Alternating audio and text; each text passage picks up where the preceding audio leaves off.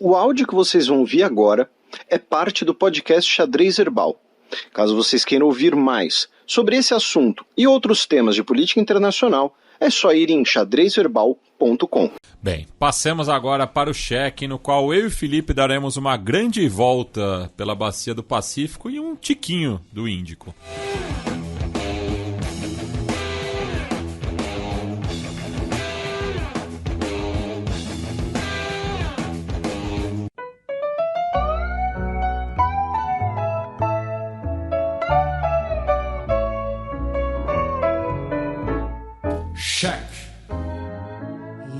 Cafillo, ¿dónde estaba cuando caíste en desgracia? El que siempre acompañaba tus momentos de viudez. Com mediação da China, Irã e Arábia Saudita restabelecem relações. Esse nosso bloco vai ser, como o Matias falou, né, um giro Ásia-Pacífico, né, Ásia continental Pacífico.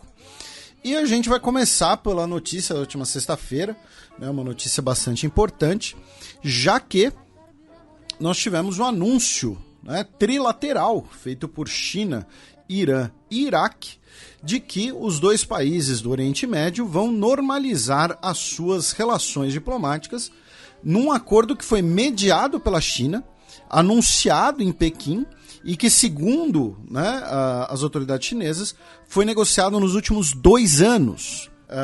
No começo do ano, a gente mencionou aqui, né, que os diplomatas que representaram a Arábia Saudita e Irã na posse do presidente Lula se encontraram às margens da posse presidencial brasileira, né, conversaram, e a gente mencionou que isso significava, né, provavelmente alguma aproximação e tal. E esse anúncio é bastante importante, porque vamos lembrar, as duas potências regionais romperam suas relações em 2016, né? Naquela ocasião já tinha podcast Xadrez Herbal, inclusive foi o tema da capa do programa, né? A embaixada saudita no Irã foi invadida por manifestantes que protestavam contra a execução pela Arábia Saudita, né, do clérigo Nir al-Nimr, que era um clérigo xiita, né? Lembrando que o Irã é o país de maioria xiita, né? É o maior país com população xiita no mundo, e os sauditas executaram esse clérigo saudita xiita, né? Que por sua vez é um dos principais expoentes do sunismo. Do sunismo, especialmente do arabismo, né? Que é a vertente mais extremista do sunismo. E naquela ocasião esse clérigo foi executado porque ele era acusado de terrorismo, né, porque ele defendia tanto direitos da minoria xiita, criticava o governo saudita, e ele defendia o separatismo da província oriental. E o que acontece? A província oriental é onde nós temos a maior parte dos xiitas sauditas vivem, e os xiitas sauditas vivem, curiosamente, em algumas das regiões mais ricas em petróleo do mundo. Então, para a Arábia Saudita, a questão do xiismo não é apenas uma questão sectária religiosa, mas é também uma questão de uma minoria que ocupa uma região economicamente estratégica. E ele defender o separatismo da província oriental é basicamente defender o separatismo do petróleo saudita, né?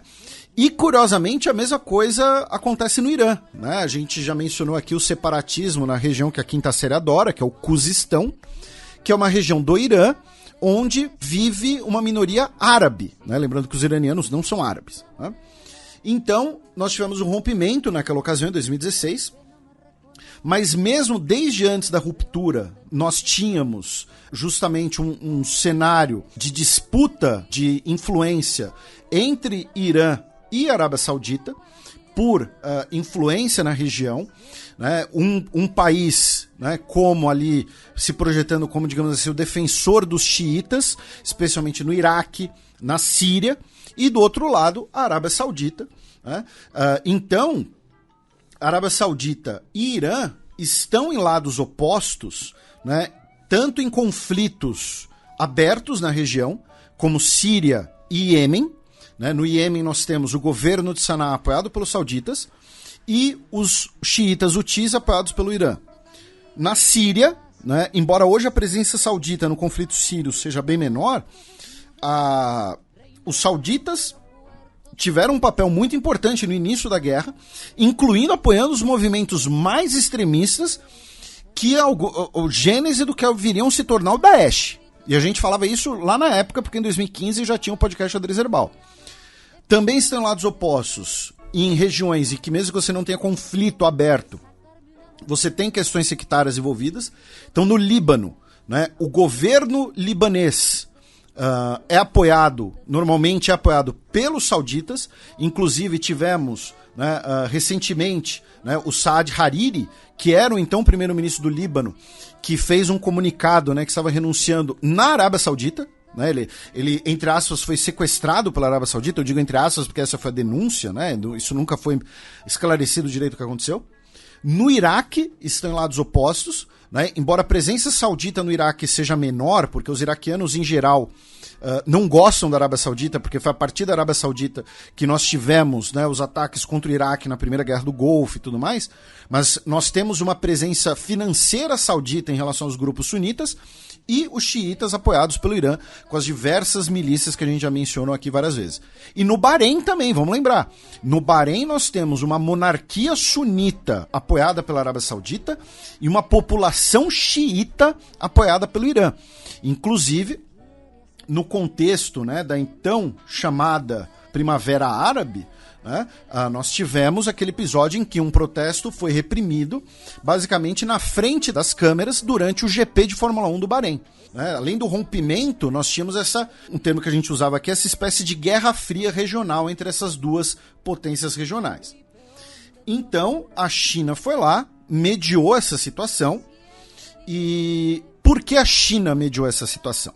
Né? Primeiro, E só um parênteses, Felipe, porque anteontem foi observado, né, o primeiro dia de combate contra a islamofobia que foi instituído pela Organização das Nações Unidas por conta de uma resolução introduzida em março do ano passado pelo enviado paquistanês à ONU, o Munir Akram, que foi copatrocinada, né, pelos 55 países de maioria islâmica que fazem parte da Organização para a Cooperação Islâmica e também por China, Cuba, Nicarágua, Filipinas, Rússia, Uruguai, Venezuela e Síria, que havia sido suspensa da organização que eu havia citado.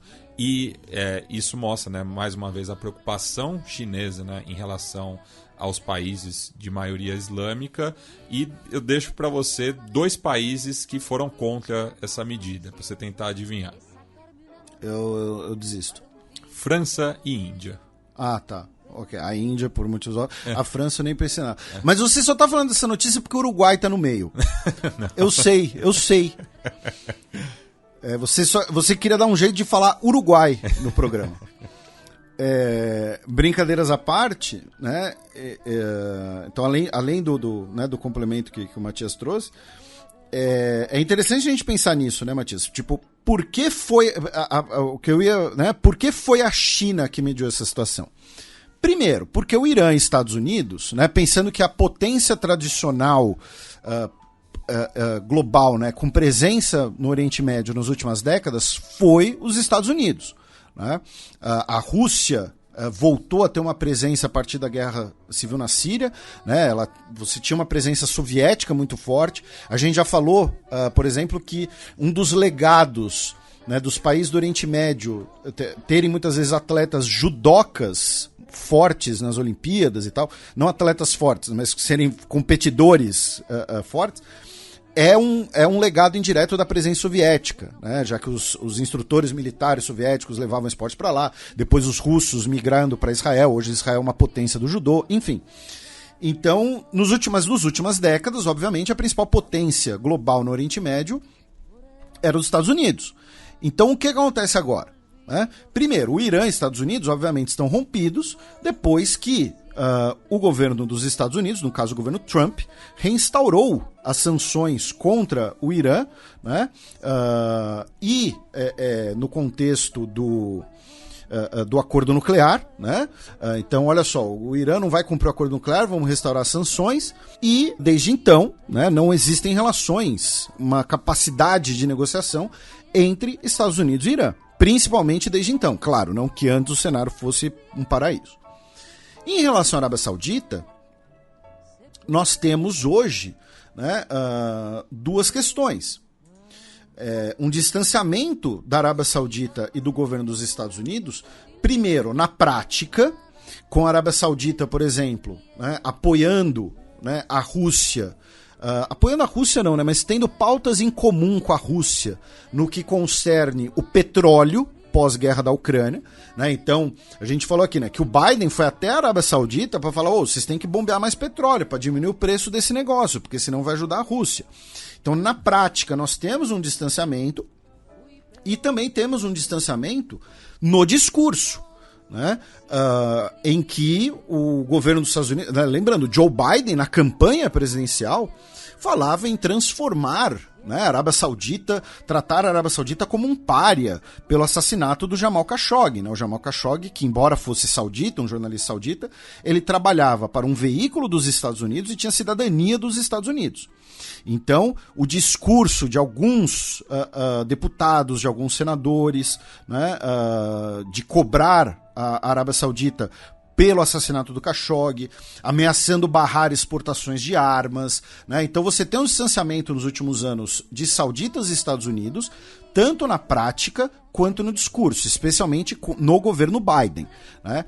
O Trump, por exemplo, pelo contrário, né? O Trump, a primeira viagem internacional do Trump foi à Arábia Saudita e ele voltou, né, se vangloriando de ter assinado aqueles contratos de fornecimento de armas, né, de venda de armas, extremamente poupudos.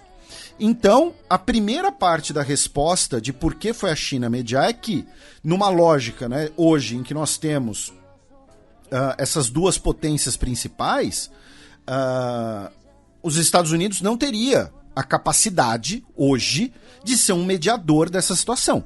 Porque o governo saudita e o governo dos Estados Unidos hoje não estão próximos, o que, do ponto de vista ético, é até bom, mas... lembrando que isso fica meio no discurso, né? Os Estados Unidos continuam vendendo armas para a Arábia Saudita, os Estados Unidos continuam reconhecendo o governo da Arábia Saudita como um grande aliado, o Biden foi até a Arábia Saudita, como a gente acabou de mencionar. Então, assim, não é só discurso. E Irã e Estados Unidos estão tem um rompimento muito grave nessa relação, tem uma desconfiança muito grave, especialmente do lado iraniano, porque a queixa iraniana, justa inclusive, olha, a gente sentou, negociou um acordo, estávamos cumprindo o acordo e vocês saíram do nada e impuseram um monte de sanções contra a gente dizendo que a gente não ia cumprir. Então por que a gente vai confiar em vocês? Então os Estados Unidos fora da jogada. Mas Felipe, os países europeus? Eles não têm capilaridade suficiente, seja de investimentos, seja de legitimidade perante a opinião pública para fazer esse tipo de coisa. Até porque no caso Reino Unido e França, por exemplo, eram as potências coloniais na região, né? A Rússia hoje poderia ser um ator nesse sentido, mas a Rússia está mais preocupada hoje com a guerra na Ucrânia e com seu entorno estratégico, o espaço pós-soviético, né? Então, entra a China. Agora, explicamos por que os Estados Unidos era a carta fora do baralho. Por que a China, então? A gente falou aqui... vácuo. Não, exatamente, não existe vácuo de poder, né? A China...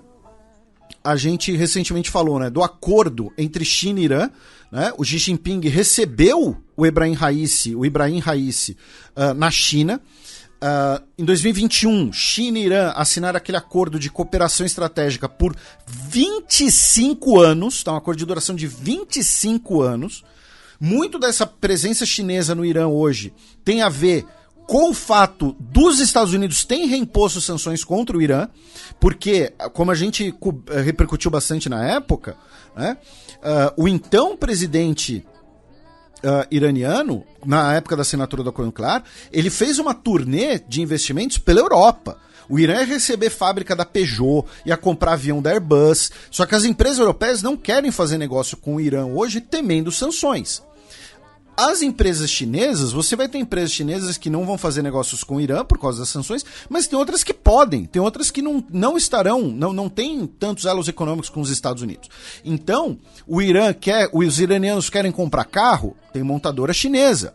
O Irã quer parcerias para obras de infraestrutura, tem empresa chinesa para fazer, tá? Tem investimento chinês, usar celular e tudo mais, Pronto. O Irã, a gente já falou aqui várias vezes, o Irã muitas vezes sofre um preconceito orientalista na mídia, né? Ah não, que absurdo ter relações com o Irã e tal. O Irã é uma das maiores economias do mundo, o Irã é um país enorme, tem uma população grande, uma população consumidora com alto grau de instrução, é um território, é um solo riquíssimo em diversos materiais, é uma economia industrializada, sabe? Então assim, o Irã não é uma economia desprezível, ao contrário do que muita gente pensa. Então a China foi lá, assinou um acordo de 25 anos com o Irã em 2021 e esse ano recebeu o presidente do Irã para falar justamente de obra de infraestrutura, investimento, abertura de mercado, aproximados pelas sanções dos Estados Unidos, já que nos últimos meses, né, a China também passou a ser alvo de sanções dos Estados Unidos, então é aquela coisa, né, aproximação dos sancionados, no caso, né, me aproveitando, né, adaptando a expressão aproximação dos vencidos, do entre guerras. E, vamos lembrar, a China é o maior consumidor do mundo de petróleo, tá? E o Irã é um dos maiores exportadores de petróleo do mundo. E tá logo ali. E tá logo ali. Né? Você pode fazer isso via oleodutos, gasodutos, pensando, por isso que a presença no Afeganistão é estratégica. No Afeganistão é essa grande ponte terrestre. E as relações China e sauditas, nos últimos anos, também se fortaleceram. A primeira viagem do Xi Jinping pós-pandemia foi à Arábia Saudita, realizar aquela cúpula com outros países do Golfo. A China, como eu disse, é o maior comprador de petróleo do mundo, produto em que os sauditas são os maiores exportadores do mundo. E outra relação que tem ganhado corpo entre esses dois países é a armamentista. Tá? A Arábia Saudita assinou, no fim do ano passado, um convênio para produzir drones chineses na Arábia Saudita, comprou cerca de 10 bilhões de dólares em aparelhos de origem chinesa, e uma coisa que a gente já mencionou aqui vez ou outra também, a Arábia Saudita, desculpem, muitas vezes isso é ignorado, isso é deixado de lado, né? Mas assim, todo mundo conhece o programa de mísseis do Irã. O Irã tem um programa avançadíssimo de mísseis balísticos. A Arábia Saudita também tem mísseis balísticos, tá, gente? Só que os mísseis balísticos sauditas são o quê? De origem chinesa. Tá? Comprados primeiro na década de 1980 e recentemente por volta de 2017, justamente para conter os avanços iranianos nessa área. Então a China não vendeu qualquer armamento para a Arábia Saudita, a China vendeu um tipo de armamento extremamente estratégico para a Arábia Saudita. Nos últimos anos, a Arábia Saudita, que é um dos maiores compradores de armas do mundo, comprou muitas armas dos Estados Unidos, mas também tem diversificado suas compras. Já comprou fragata francesa, já comprou avião britânico, compra munições alemãs e por aí vai. Recentemente o parlamento alemão queria bloquear essas vendas, inclusive. O Canadá também chegou a bloquear a venda de, se não me engano, eram viaturas para a Arábia Saudita.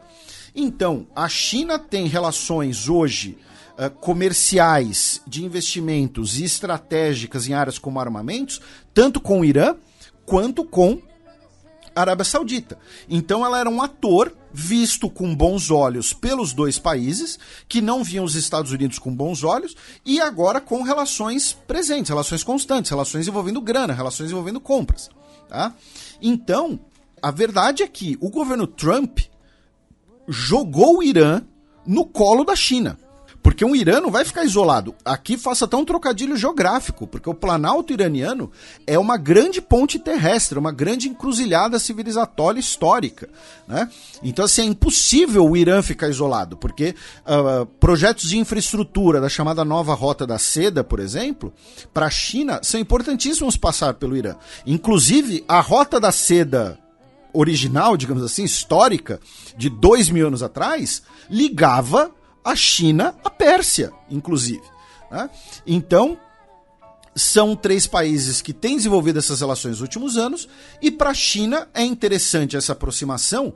Por quê? Porque você diminui as tensões na região, você diminui possibilidades de um conflito, você diminui riscos ao trânsito de navios, sejam com petróleo, sejam com outros tipos de produtos, pelo Golfo Pérsico, pelo Estreito de Hormuz, que são regiões extremamente estratégicas, né? Ou seja, facilita, ajuda os negócios chineses na região. diminui as tensões nessas outras localidades da região. A China, que é muito interessada nas possibilidades de reconstrução da Síria, inclusive. Um tempo atrás, isso fez, inclusive, chineses e iranianos entrarem em choque, porque foi 2017, 2018, se não me engano, que o governo Assad anunciou um contrato para recuperar a rede de telefonia na Síria e assinaram um contrato com uma empresa chinesa, sendo que eles tinham prometido esse contrato para uma empresa iraniana antes. Então, são 3 países que desenvolveram relações, né, nesses últimos meses, e aí entra um asterisco, né, um asterístico, né, muito importante. A nota trilateral fala em respeito à soberania e não interferência em assuntos internos.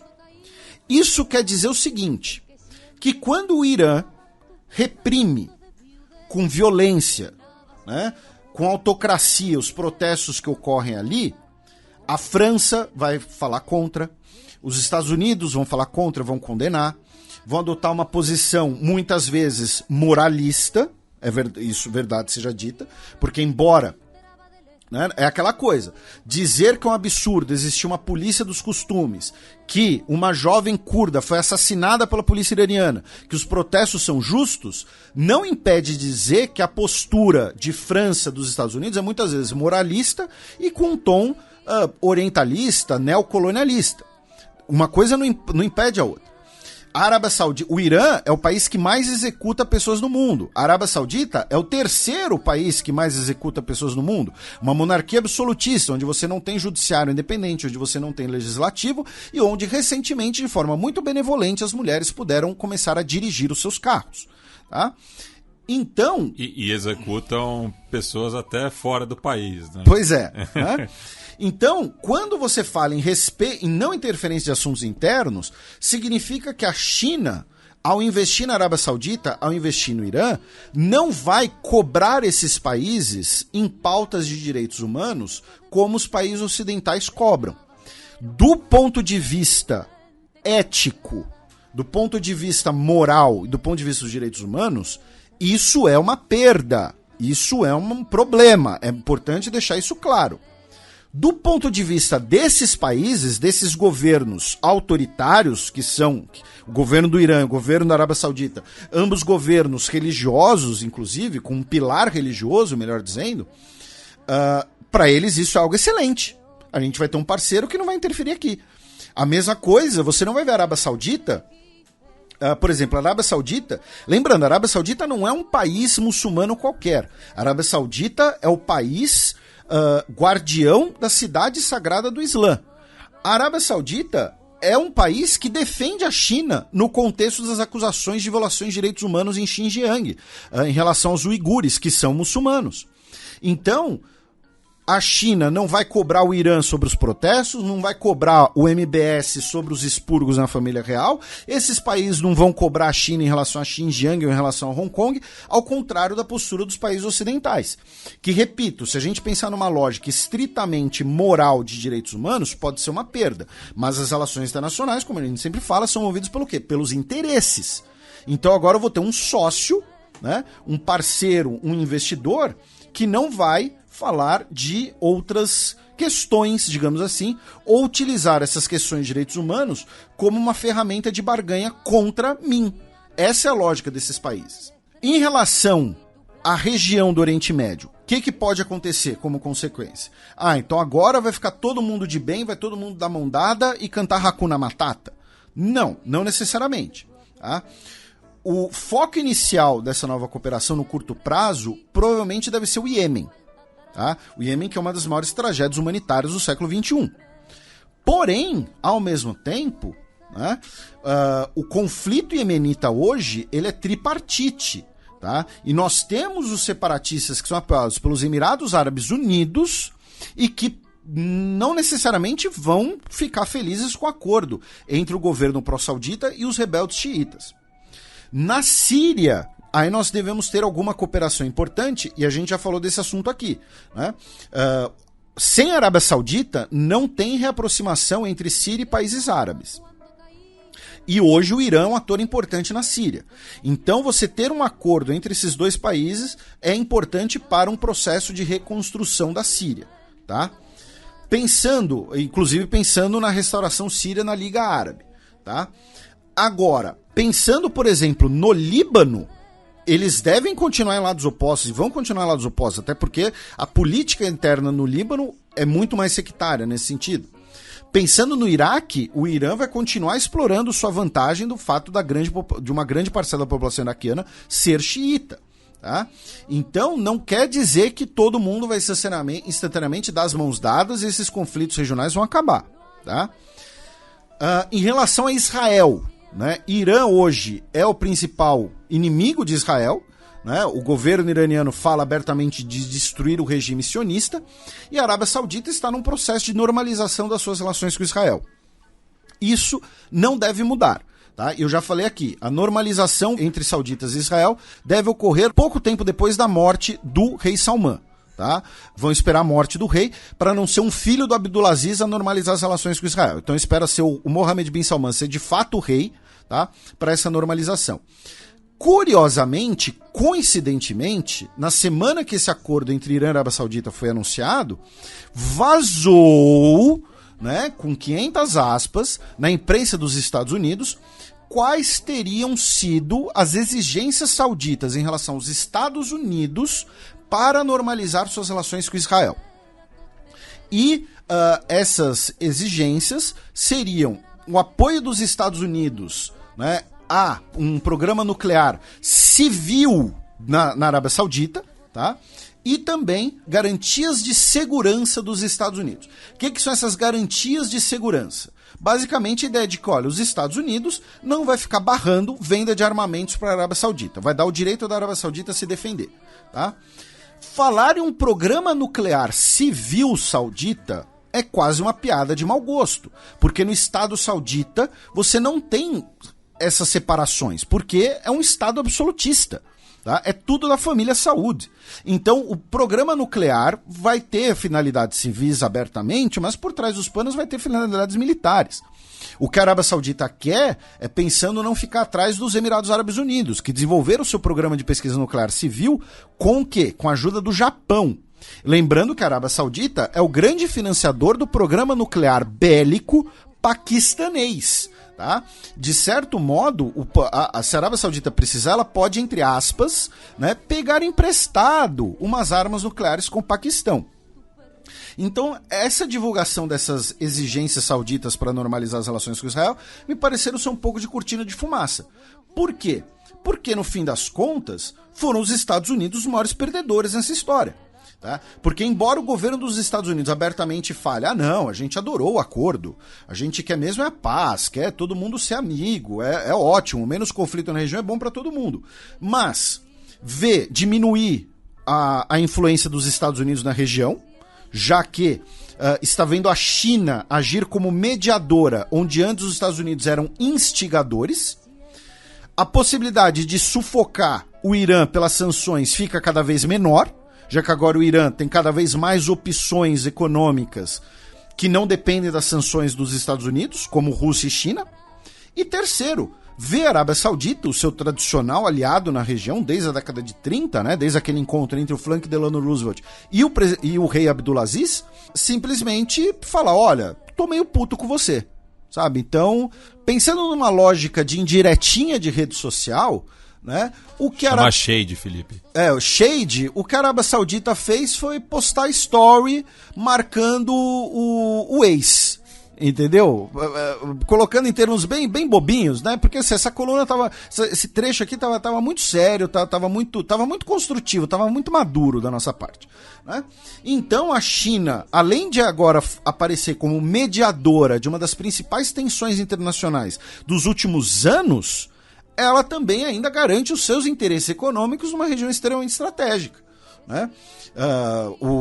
E outra, tá? Eu mencionei, por exemplo, os carros no Irã como exemplo, porque é um exemplo que já está começando, tá? Hoje, o que já tem de carro chinês sendo vendido no Irã é uma quantidade enorme, tá? E eu não estou falando isso de questionando qualidade, alguma coisa assim, não, estou falando que pô, é um mercado consumidor enorme. E agora você vai ter as montadoras chinesas vendendo carro no Irã. Sabe? Eles querem isso, é dinheiro entrando. Então, essa foi uma das principais notícias da semana e acaba tendo um impacto bastante grande. Junto com isso, a China anunciou que vai realizar uma cúpula reunindo Irã e os 6 países do Conselho de Cooperação do Golfo. Tá? Então vai botar na mesma mesa o Irã e toda a sua vizinhança com quem estavam com relações ruins. Tá? Saindo desse acordo, meu caro Matias, começando aqui o nosso giro Ásia-Pacífico, pelo próprio Irã, o Irã anunciou, né, que pode chegar a um acordo, né, para uma troca de prisioneiros com os Estados Unidos, né, já que o governo iraniano está com 2 cidadãos dos Estados Unidos sob sua custódia. E também em relação ao Irã, o presidente Ibrahim Raisi recebeu nessa semana o presidente /ditador de Belarus, o Alexander Lukashenko, onde eles assinaram também acordos de cooperação em comércio, transporte e mineração. Do Irã, nós vamos para o Iêmen, já que o governo de Sanaa e os Houthis estão realizando uma conversa em Genebra, tá, para uma grande troca de prisioneiros. Do Iêmen, vamos para o Paquistão, onde a polícia paquistanesa tentou prender o Imran Khan, tá? O ex-primeiro-ministro, hoje principal líder da oposição e estrela do cricket, já que ele não compareceu a uma audiência na corte, que ele havia sido intimado. A polícia foi realizar um mandado de condução coercitiva, não conseguiram porque haviam muitos manifestantes, centenas de manifestantes pró-Imran Khan em volta da residência dele, a polícia foi rechaçada. Depois, um juiz, né, garantiu uma espécie ali de habeas corpus permanente para o Imran Khan. Tá? Basicamente o juiz disse, olha, o Imran Khan não pode ser preso por isso. Tá? Então tem um mandato de busca, tem um mandato de condução coercitiva, mas ele não pode ser preso, enfim, mas os protestos continuam e a tensão no Paquistão continua. E em outra notícia, 2 policiais paquistaneses foram mortos no norte do país em um ataque muito provavelmente realizado por talibã paquistanês contra uma equipe do censo paquistanês. Tá? Do Paquistão, meu caro Matias, nós vamos para a Índia. Né? Semana passada a gente comentou que o Modi recebeu o primeiro-ministro australiano, Anthony Albanese, num estádio, né, batizado em homenagem ao Modi, que você disse que ia ser o Modão. Modão, né? E na sexta-feira, dia 10, eles anunciaram a assinatura de um acordo de cooperação econômica e também um acordo de compartilhamento de inteligência, tá? Quem que é o alvo de compartilhamento de inteligência de defesa, de inteligência militar entre esses 2 países? A China, é claro. Né? E também em relação à Índia, meu caro Matias, é uma notícia muito interessante. Né? Porque o governo dos Estados Unidos, nos últimos anos, especialmente agora com o Joe Biden, tem tentado forçar, né, que empresas saiam da China, né, com sanções ou incentivos, né, a voltarem para os Estados Unidos e tudo mais. E foi anunciado que a empresa Foxconn, né, que é uma das maiores fabricantes de produtos da Apple do mundo, que se tornou muito infame, né, pelo número de suicídios dos seus trabalhadores, inclusive, que é uma empresa taiwanesa, mas que tem muitas fábricas na China continental, ela vai abrir uma fábrica de AirPods, tá, no estado de Telangana, que fica no sul da Índia, num projeto de cerca de 200 milhões de dólares. Tá? Então, é parte aí desse processo, eventualmente, de tirar parte da cadeia produtiva da China, né, levando para outros países. No caso, para outro país que também vai ter mão de obra barata, porque também tem mais de 1 bilhão de pessoas, então, muito provavelmente, as condutas trabalhistas não devem mudar muito. Né? Da Índia, meu caro Matias, a gente vai para o norte, vamos até o Cazaquistão, já que é um giro Ásia-Pacífico. Esse bloco ele vai, gente, literalmente do Irã até Honduras, tá? Passando por tudo que tem no meio. No Cazaquistão, por ordem de um juiz, tá? propriedades do Centro de Operações da Infraestrutura Espacial baseada em solo, tá? Esse é o nome completo da empresa, foram confiscados devido a uma dívida de 2 bilhões de rublos. Essa empresa, com esse nome enorme e bizarro que eu mencionei, é uma subsidiária local da Agência Espacial Russa, a Roscosmos. Vamos lembrar, o principal cosmódromo da Rússia é o de Baikonur, que fica no Cazaquistão, construído durante o período soviético. O cosmódromo de Baikonur, ele é propriedade russa em território cazaque, que é alugado, tá? A Rússia paga, mas a propriedade, as instalações são russas, não são cazaques, tá? A Rússia paga pelo aluguel do solo, as instalações são russas. Ficaram com a Rússia depois da dissolução soviética. E a empresa, né, a subsidiária, não estaria com dívidas, né, nessa casa de 2 bilhões de rublos, o que dá 30 milhões de dólares, tá? Ou seja, é basicamente o troco que o Jeff Bezos carrega na carteira, né? E por conta dessa dívida, parte das instalações foram bloqueadas, tá?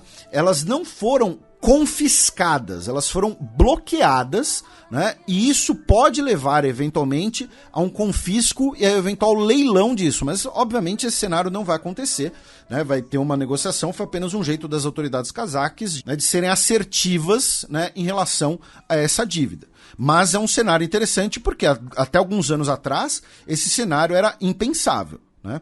E no final de semana teremos eleições legislativas, né, no Cazaquistão.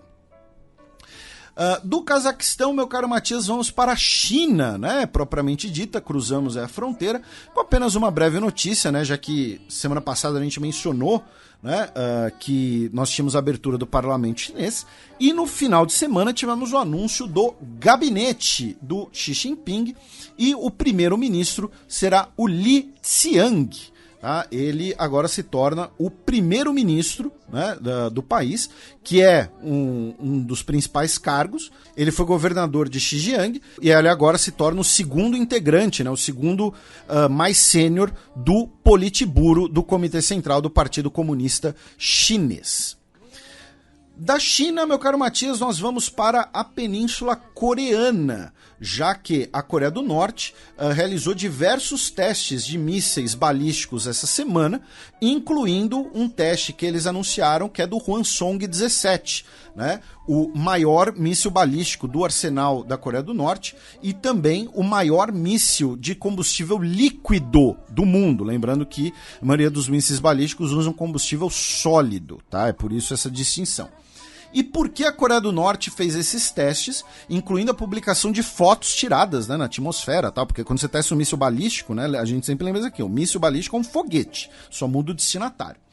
E por que eles fizeram isso, a gente vai explicar daqui a pouco. Mas antes a gente vai rapidamente cruzar o paralelo 38, e porque o governo sul-coreano, depois de diversas manifestações contra, afirmou que iria retirar a proposta de aumentar as horas de trabalho.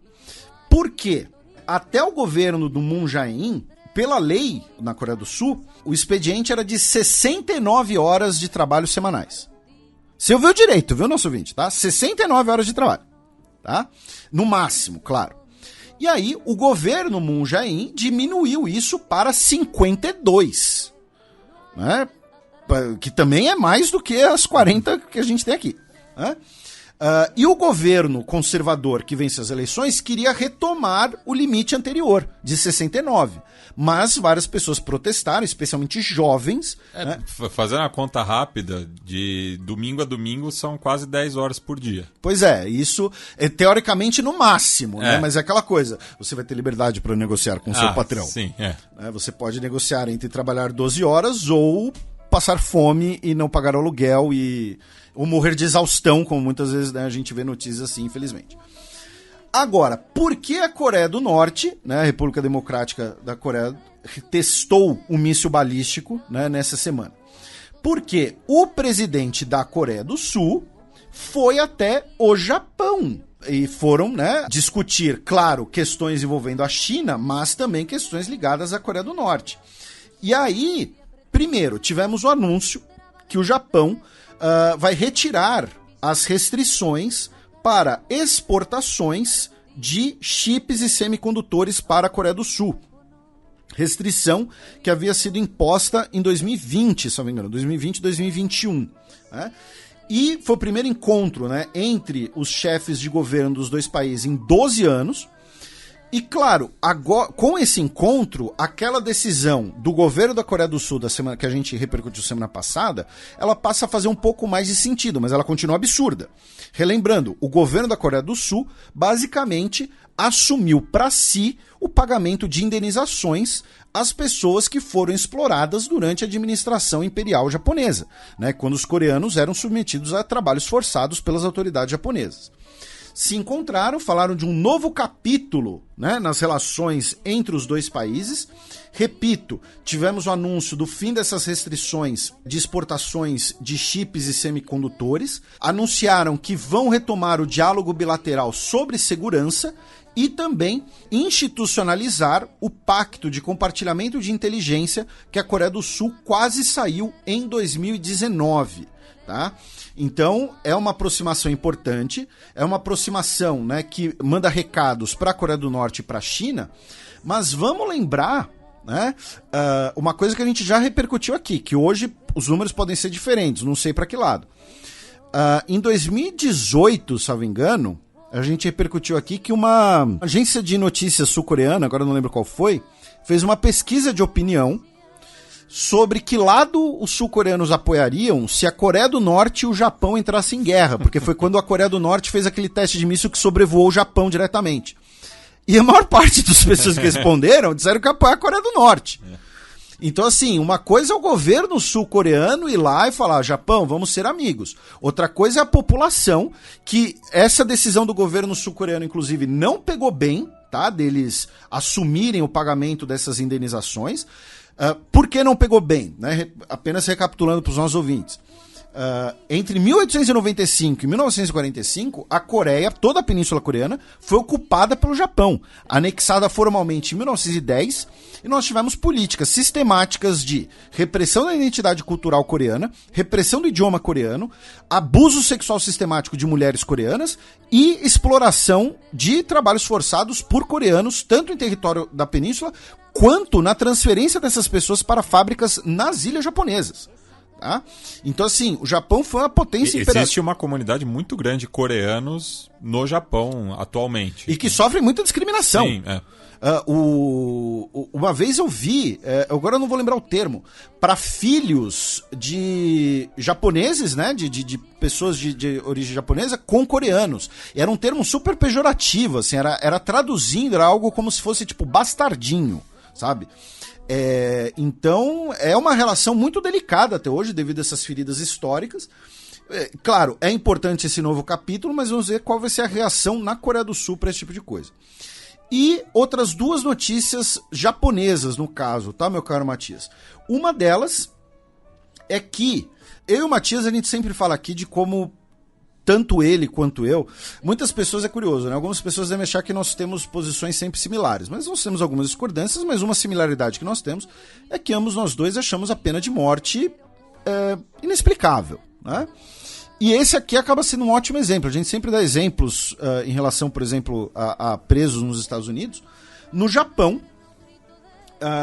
o senhor Iwawa Hakamada, ele tem 87 anos de idade. Ele foi condenado à pena de morte, teve uma série de apelações, ele ficou na solitária, meu caro Matias, somando todos os períodos que ele ficou, 45 anos em confinamento solitário. É mais do que a metade da vida dele. Pois é mais do que a nossa vida. Né? E aí em 2014 saiu uma investigação de DNA que possivelmente inocenta ele, e agora, tá, essa semana, foi declarado que vai ter um novo julgamento. Tá? Então, assim, é uma situação muito surreal, gente. Porque, assim... Ele já podia ter sido executado Pois é. Sendo possivelmente inocente. E mesmo que ele não tenha sido executado, mesmo se ele for culpado, ele já passou mais de 45 anos preso e ele pode ter passado todo esse tempo preso na solitária sendo inocente. Então, assim, é uma situação surreal. E assim, a gente tá falando de um país rico, de um país desenvolvido. A gente não tá falando, não, porque se isso acontecesse, sei lá, num país, vamos chutar aqui vamos falar Guiana, por exemplo. Não, mas aconteceu na Guiana. Guiana é um país zoado, a Guiana é um país pobre, a Guiana tem isso, a Guiana tem aquilo, tal. Não, gente, a gente tá falando do Japão. Onde muita gente sempre evoca o Japão como exemplo de conduta, porque o político corrupto comete harakiri, alguma coisa assim, sabe? Então, né, esse pensamento meio tosco, mas enfim. E a outra notícia, meu caro Matias... De minoria modelo. Minoria modelo, isso. E a outra notícia é que o parlamentar Higashitani Yoshikazu foi expulso do parlamento, tá? O primeiro parlamentar a ser cassado no Japão, ser expulso do Japão, desde 1950. Por quê? Porque ele foi eleito, né, nas últimas eleições japonesas, em 2022, que a gente repercutiu aqui, e ele nunca foi a uma sessão. Ele, desde julho de 2022, ele não foi a nenhuma sessão. Meteu louco, grandão. E o detalhe é que ele é mais conhecido no Japão como Gassi, porque ele é um dos youtubers de área de política, né, com mais inscritos do Japão. Do Japão a gente vai para outro país arquipélago, no caso a Indonésia, já que por conta, né, daquele episódio em outubro, né, que deixou pelo menos 135 vítimas fatais no estádio de Kanjuruhan, né, devido a pisoteamento e correria, devido ao uso de gás lacrimogêneo num espaço fechado pela polícia. Nós tivemos agora, nós temos, né, está ocorrendo o julgamento de algumas autoridades e 2 oficiais de polícia que estavam participando da operação foram inocentados, né, de qualquer relação, e isso gerou diversos protestos em frente à corte na cidade de Surabaya. Um terceiro policial recebeu uma pena de 18 meses de prisão. Da Indonésia, meu caro Matias, vamos para a Nova Zelândia, rapidamente, já que é mais um país a banir o TikTok dos celulares de funcionários do governo, tá? Lembrando, esse banimento é porque afirmam que o uso do TikTok deixa os celulares vulneráveis a monitoramento chinês. Assim como você usar o Instagram, o Facebook, você usar os produtos da Meta ou da Google, deixa o seu celular vulnerável aos Estados Unidos e por aí vai. Cruzamos o Pacífico, meu caro Matias, e vamos até o Chile, já que o Senado chileno colocou na pauta, para agora o próximo dia 21, votar o projeto de lei que vai reduzir a jornada de trabalho no país, das atuais 45 para 40 horas semanais. Ainda no Chile, o presidente Gabriel Boric esteve visitando a região de Tarapacá, e uma das pautas da sua visita foi a crise imigratória, principalmente relacionada à Venezuela, mas também à Bolívia, né? E a ironia é que Tarapacá fazia parte do território boliviano até a Guerra do Pacífico no final do século XIX, e o Boric deu, né, uma alfinetada na Venezuela, dizendo que em relação à imigração irregular, é evidente que faz um tempo que não é fácil, que nós temos a melhor vontade para trabalhar com todas as ferramentas que outorga o direito internacional para abordar esse fenômeno, mas tem sido muito difícil em relação à imigração, já que a Venezuela também tem um papel importante para jogar. Do Chile, vamos para o Peru, onde essa semana, infelizmente, tivemos uma série de cheias, né, que já estavam ocorrendo, e a Defesa Civil peruana anunciou que pelo menos 58 pessoas morreram no país devido às inundações e cheias desde dezembro, já que está ocorrendo, né, o famoso fenômeno do El Niño, né? E também tivemos um ciclone, o ciclone Iaco, na costa peruana recentemente, tá? E o próprio ciclone é consequência do aquecimento das águas do Pacífico devido ao El Niño. Também relacionado ao Peru, o ex-presidente Alejandro Toledo teve uma vitória na justiça por acusações de corrupção, já que ele seguirá em liberdade sob fiança nos Estados Unidos até que se resolva o recurso de apelação que foi interposto algumas semanas contra a sua extradição, aprovada pelo Departamento de Estado dos Estados Unidos. Do Peru, meu caro Matias, a gente continua no Império Incaico, já que na última terça-feira, dia 14, o governo equatoriano expulsou o embaixador argentino no país e, na quarta-feira, dia 15, em reciprocidade, Buenos Aires anunciou a expulsão do embaixador equatoriano na Argentina. E por quê? Porque o governo equatoriano, né, ele exige, né, a entrega da Maria de Los Angeles Duarte, que é uma ex-ministra do governo do Rafael Correa, né, que foi condenada por corrupção, né? Ela teria aceitado subornos, tá? E ela estaria vivendo na embaixada argentina em Quito, tá? E a imprensa equatoriana revelou então que, na verdade, ela estaria residindo na embaixada argentina em Caracas, tá? Então, em algum momento, né, ela teria sido, entre aspas, né, contrabandeada do Equador para a Venezuela. Tá? Em algum momento, né, ela saiu da embaixada argentina no Equador e conseguiu ir até a Venezuela, onde manteve ali o seu asilo com a Argentina.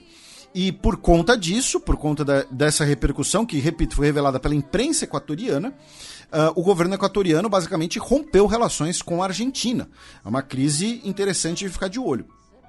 E também no Equador, no último dia 14, o Congresso Nacional aprovou que documentos relacionados às investigações sobre eventual corrupção contra o presidente Guilherme Lasso e pessoas próximas dele, incluindo familiares, sejam desclassificados no sentido de não sejam mais confidenciais, né?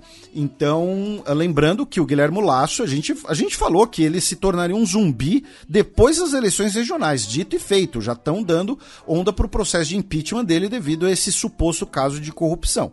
Tem que ver se ele realmente, né, vai ser condenado por corrupção, porque senão se torna ali uma espécie de voto de desconfiança, mas é um regime presidencialista. Não é porque um governo presidencialista tem minoria no Congresso que ele pode sofrer um voto de desconfiança e ser removido como um impeachment, né? Tem que ter uma condenação efetiva, né, de algum crime. Então isso é importante de frisar, porque eu tenho certeza que se o Guilherme Lasso sofreu impeachment, muita gente vai fazer paralelos, muitas vezes indevidos ou não, né, com o impeachment da Dilma Rousseff aqui no Brasil, né, que foi possível, pelo menos, né, dá para dizer isso, pelo fato de ter a maioria da oposição no Congresso Nacional.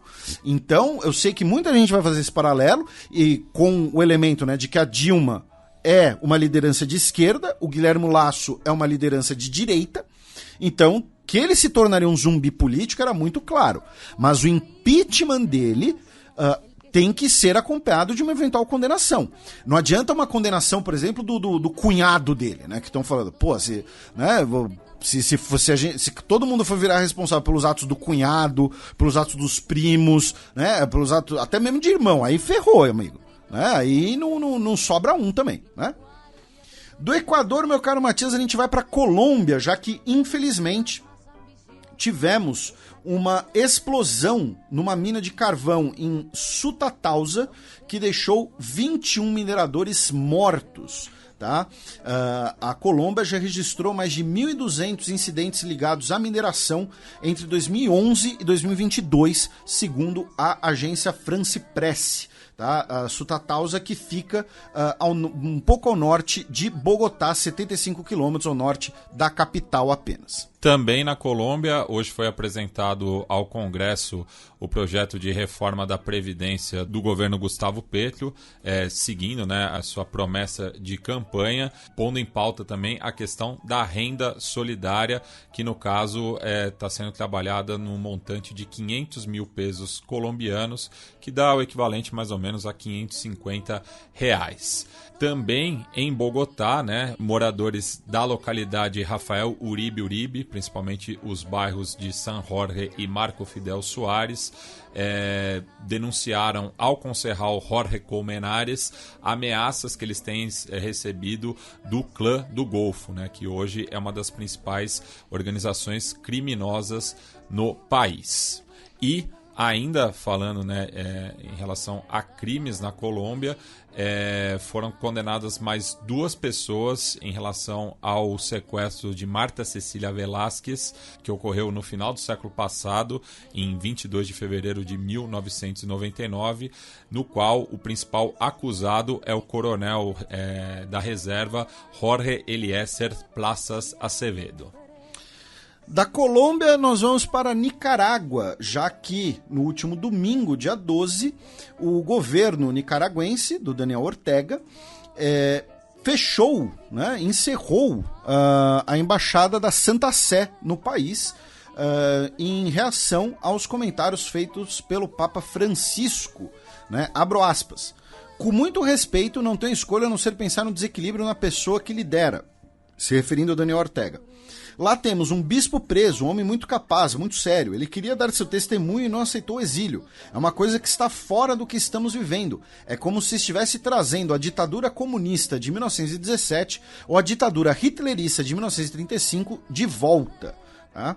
Então a Nicarágua fechou a embaixada da Santa Sé no país. Em El Salvador, o governo do Nayib Bukele, o ditadorzinho mais guapo del mundo, né? Del mundo mundial, né? Presidente / ditador de El Salvador, ele estendeu os poderes de emergência, né, pela 12ª vez essa semana, ainda com a desculpa, né, de combater as gangues. Né? Lembrando que já foram presas cerca de 66 mil pessoas no país, que construiu a maior prisão, né, do continente americano e possivelmente a maior prisão do mundo, né, apenas para essa suposta justificativa. Eu digo suposta porque agora tem muitas pessoas denunciando, inclusive, que algumas das principais lideranças da MS-13 foram vistos andando por aí livremente, tal, porque aparentemente eles molharam a mão certa. Inclusive... E a mão certa, no caso, pode ter sido a mão do irmão do Nayib Bukele. Pois é, teve inclusive uma troca de chumbo entre o Gustavo Petro e o Nayib Bukele no Twitter, né, já que o presidente colombiano retuitou uma matéria da sucursal em espanhol da CNN falando sobre isso, né, já que procuradores de Nova York disseram que altos funcionários do governo Bukele fizeram um pacto com as gangues, e o Gustavo Petro comentou, né, melhor que fazer pactos de governo por debaixo da mesa é que a justiça possa fazê-lo em cima da mesa sem enganos e em busca da paz. No que o Nayib Bukele respondeu, não é o seu filho que fez pactos por debaixo da mesa? Daí colocando aí essas questões aí, né, envolvendo os dois mandatários de Colômbia e El Salvador, né? Ainda em relação a essas medidas, né, do governo salvadorenho, o jornal La Prensa Gráfica fez uma pesquisa, né, sobre a opinião pública e 91% dos entrevistados aprovam essas medidas contra o crime organizado.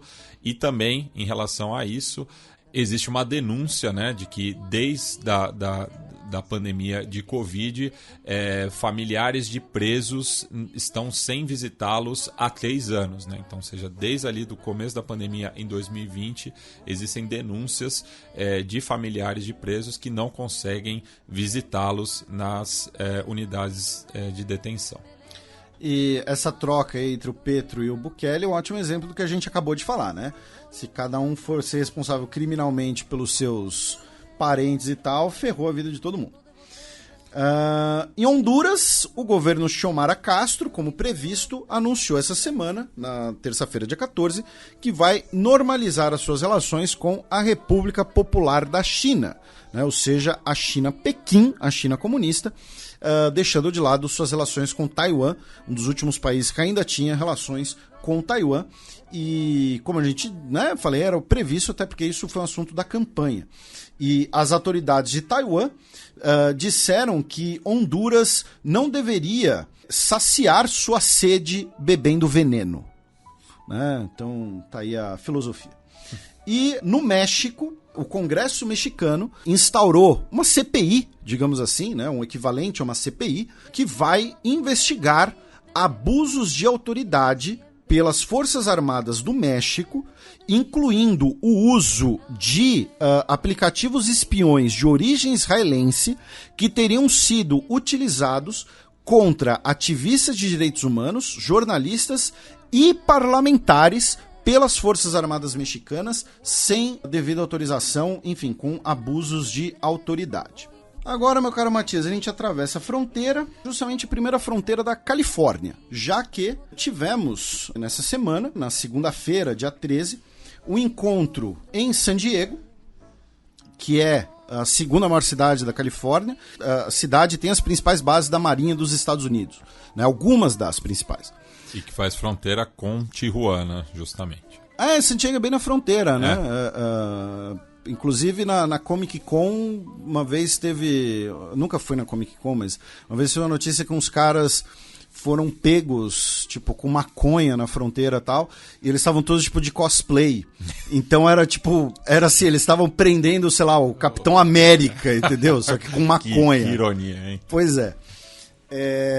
E estavam lá, em San Diego, o premier britânico, o Rishi Sunak, o premier australiano, Anthony Albanese, e o presidente Joe Biden, para o anúncio formal, né, do convênio AUKUS, né, o projeto de submarino nuclear, né, que será operado pela Austrália, né, será construído pela Austrália, com cooperação tecnológica, né, de Reino Unido e Estados Unidos, né, com projetos dos Estados Unidos. É a primeira vez que os Estados Unidos vende um submarino nuclear na sua história, e a gente falou bastante disso em 2021. Por quê?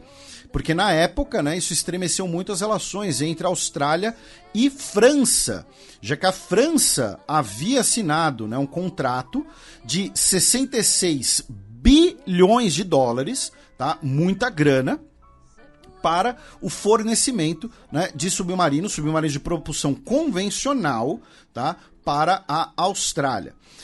A ideia é que as 6, né, embarcações da classe Virgínia, né, que, repito, é um projeto dos Estados Unidos, mas que será construído na Austrália em parceria com o Reino Unido, sejam concluídos a partir de 2023. Tá? Então tivemos esse anúncio formal com a presença aí dos 3 chefes de governo, né, na cidade de San Diego. E obviamente China e Rússia, né, a China, que é o principal alvo, né, desse convênio, protestaram, né, afirmando que isso aumenta as tensões no Oceano Pacífico, né, e desconsideram completamente as preocupações da comunidade internacional. Eu falei do preço de 66 milhões, né, mas assim, a estimativa é que até 2055 a construção e operação dessas embarcações custe até 245 bilhões de dólares. Tá? Porque o custo de manutenção de operação do submarino nuclear não é bobagem, não é simples, não é pouca coisa, né? Porque é um equipamento que acaba exigindo uma manutenção muito delicada. Lembrando que o submarino de propulsão nuclear não é a mesma coisa que carregar armas nucleares. Significa que a fonte, né, de energia do submarino é um reator nuclear. Isso permite ele mais autonomia no mar, seja em distância, seja em profundidade, tá? Também nos Estados Unidos, uma votação unânime, tá, na Câmara dos Deputados, solicitou, né, a desclassificação, né, que deixa de ser confidencial, as informações de inteligência sobre a origem de Covid, né, que foram fornecidas ao presidente Joe Biden. Tá? O ex-vice-presidente Mike Pence disse no sábado, dia 11, que a história vai responsabilizar Donald Trump por seu papel na invasão ao Capitólio no 6 de janeiro de 2021. Se o Mike Pence fizer uma entre aspas, né, uma delação premiada, vai ser bonito, porque assim, ele deve saber de quase tudo, né? Ele era o vice-presidente.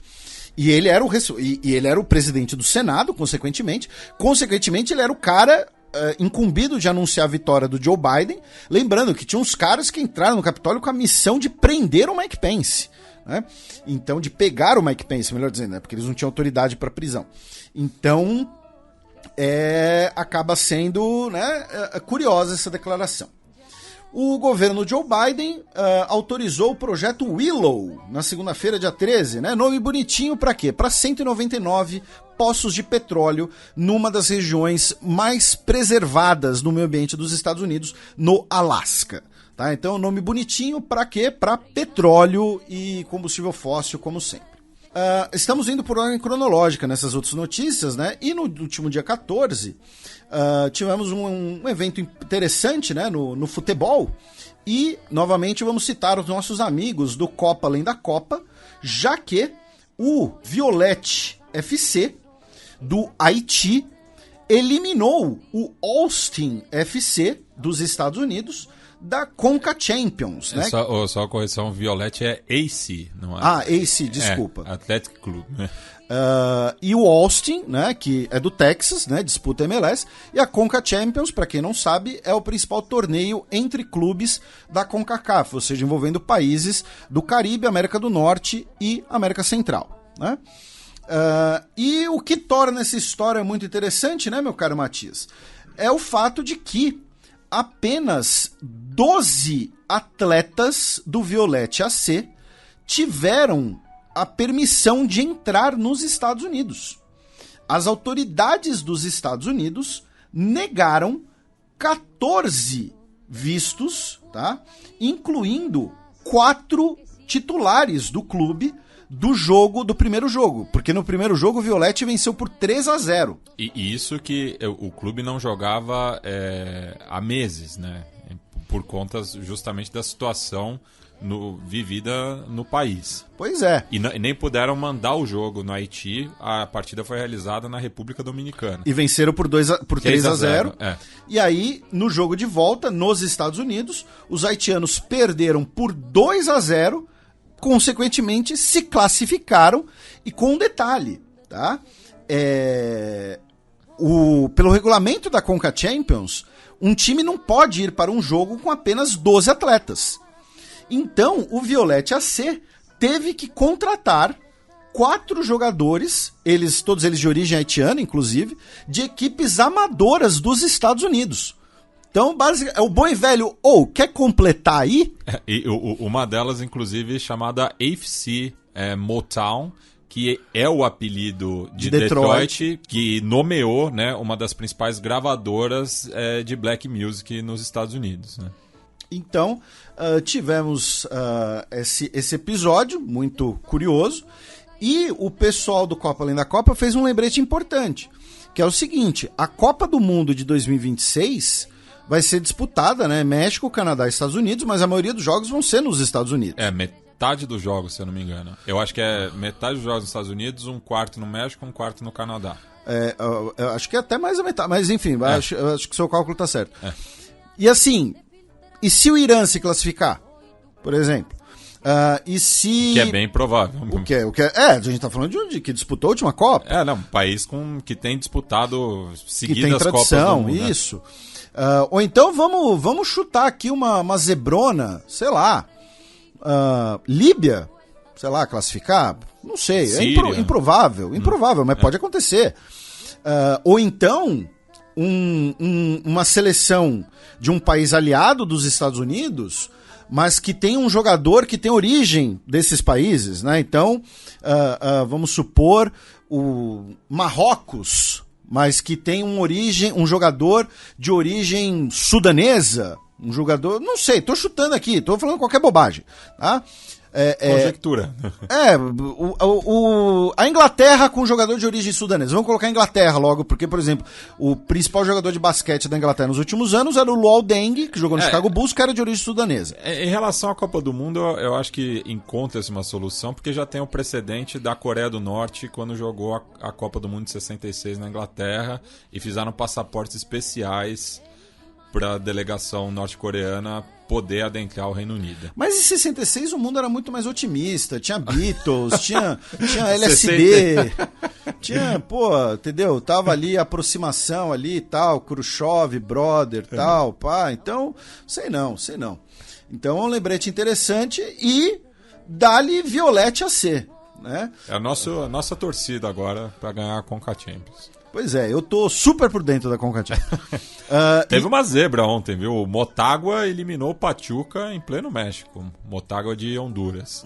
E pra ficar no tema, furando a ordem cronológica, mas mantendo o tema, o nosso querido Biratan Leal, né, que acompanha, tanto por motivos pessoais quanto profissionais, o World Baseball Classics, que inclusive você está assistindo agora. O México acabou de virar o jogo contra Porto Rico aqui, tá emocionante. Só que fica a crítica, os dois times estão jogando de vermelho. Então, como eu tô acompanhando a gravação e o jogo, um olho em cada, tá difícil, viu? Pois é a minha denúncia de sempre, porque o Matias fica de frente pra TV. Então, eu não consigo ver os jogos e eu me sinto desamparado. Você não presta atenção em mim. Mas, brincadeiras à parte, o World Baseball Classics é como se fosse uma Copa do Mundo de beisebol. É um torneio que são disputados pelos países. E Cuba, né? E só um detalhe, né? Que a última edição foi realizada em 2017. Daí tivemos a pandemia, era para ser realizada em 2021. Por isso que está sendo agora em 2023. E foi disputada uma chave em Taiwan, uma no Japão e as outras duas nos Estados Unidos, assim como os playoffs agora. E o torneio está sendo realizado nos Estados Unidos e Cuba foi para a semifinal e pode enfrentar ou Venezuela ou Estados Unidos, inclusive. E detalhe, o jogo será em Miami, no estádio dos Marlins, que fica muito próximo de Little Havana. E aí é uma coisa curiosa, porque a população de Little Havana é de origem cubana, mas não gosta do regime cubano, não é anti-Castro, são descendentes dos anti-Castro, né, hoje em dia. Então, para quem que eles vão torcer, né? Então ainda tem essa, né, informação. Eu acompanho o trabalho do nosso querido Biratan Leal lá no Twitter, @ubiraleal, tá? Ainda em relação ao World Baseball Classic, né, na fase de grupos, o México enfrentou os Estados Unidos e o López Obrador pediu para a seleção mexicana varrer os estadunidenses. Ele usou o termo cepillar. E os seus compatriotas acabaram atendendo, né, o pedido do presidente, não por isso, né, porque, enfim, querem ganhar, e o jogo foi 11-5 para a seleção mexicana. E saindo das notícias político-esportivas, né, você mencionou no bloco anterior a questão dos republicanos com a guerra na Ucrânia, e o Ron DeSantis, que é, né, o presidenciável do Partido Republicano, essa semana disse que a guerra na Ucrânia é uma guerra por território e que não faz parte dos interesses nacionais dos Estados Unidos. E ele foi criticado por algumas figuras nos Estados Unidos, dizendo que não é uma guerra por território, é uma guerra genocida para exterminar a Ucrânia. E que ele estaria, então, diminuindo o impacto, a relevância da guerra. No Texas, um juiz, pode determinar, via um processo iniciado por um grupo anti-aborto de gestação, o juiz federal Matthew Kacsmaryk, que foi nomeado pelo Donald Trump, e a decisão dele pode banir o mifepristone, que é uma pílula que causa aborto de gestação, que é utilizada nos Estados Unidos há mais de 20 anos, e pode banir a venda dela em todo o território dos Estados Unidos, ou seja, é um julgamento que está sendo observado com muita atenção na sociedade dos Estados Unidos. O George Santos agora está sendo investigado pela venda de um iate por 19 milhões de dólares, envolvendo 2 dos seus doadores mais ricos, né? Então provavelmente aí mais alguma questão envolvendo aí o George Santos. A Meta, né, empresa dona do Facebook, do Instagram, do WhatsApp e tudo mais, anunciou 10 mil demissões, tá, essa semana. Lembrando que em novembro a empresa já havia demitido 11 mil pessoas. E agora a grande especulação, e vai ser tema de alguma participação futura do Marco Gomes, não sei, é que essas demissões podem estar ligadas ao fato de que essas empresas estão começando a utilizar inteligência artificial para substituir essa mão de obra humana numa escala maior do que eles reconhecem publicamente. Hoje, sexta-feira, dia 17, o Joe Biden recebeu na Casa Branca o primeiro-ministro da República da Irlanda, o Leo Varadkar, para tomarem cerveja e o Joe Biden falar de como ele tem orgulho de ser descendente de irlandeses, porque hoje é o dia de São Patrício, né, o St. Patrick's Day, a principal celebração cultural irlandesa, né, que tem mais de 1000 anos de história e tal, e o Joe Biden, que de fato tem ascendência irlandesa, sempre fala disso, a gente, né, não era só uma brincadeira minha, recebeu o primeiro-ministro da República da Irlanda justamente nessa data. Mas, num lado mais sério, também conversaram sobre questões do Brexit e sobre a neutralidade irlandesa. Vamos lembrar que a Irlanda é um país neutro, tá? Em relação à política exterior dos Estados Unidos, meu caro Matias, o Antony Blinken fez um tour aí pela África. A gente tem falado muito, né, dessas viagens de autoridades, de potências pelo continente africano. Ele passou pela Etiópia, onde anunciou 331 milhões de dólares em assistência humanitária para o país se recuperar da recente guerra na região do Tigray. Também se encontrou com o Abiy Ahmed e outras lideranças etíopes para conversarem sobre também esse processo de normalização. E pela primeira vez, um secretário de Estado dos Estados Unidos visitou o Níger e conversaram sobre a fronteira tripla, né, de Mali, Níger e Burkina Faso, que é uma região hoje, né, extremamente complicada, extremamente violenta, com a presença de jihadistas. A gente sempre fala desses países, infelizmente, né? E para a gente fechar o nosso giro Ásia-Pacífico, meu caro Matias, 2 notícias do Canadá. 2 notícias violentas, inclusive, né? Infelizmente. Uma delas é que, em Quebec, um homem utilizou uma picape para atropelar 11 pessoas, deixando 2 pessoas mortas. A polícia disse que o criminoso, ou possível terrorista, o Steve Gannon, ele agiu de maneira premeditada, tá? E ainda não está claro, né, quais seriam os motivos dele. Porém, segundo a imprensa, né, do Canadá, ele compartilha muitos materiais ligados a teorias da conspiração no TikTok, incluindo que o Justin Trudeau é filho do Fidel Castro e que a pandemia... Aquele velho meme. Então, a gente fala aqui na zoeira, mas ele pelo jeito acredita nisso, né? Deve ser um biruta de alt-right, alguma coisa assim. E também de que a pandemia de Covid-19 foi intencional, causada intencionalmente pela China, tá?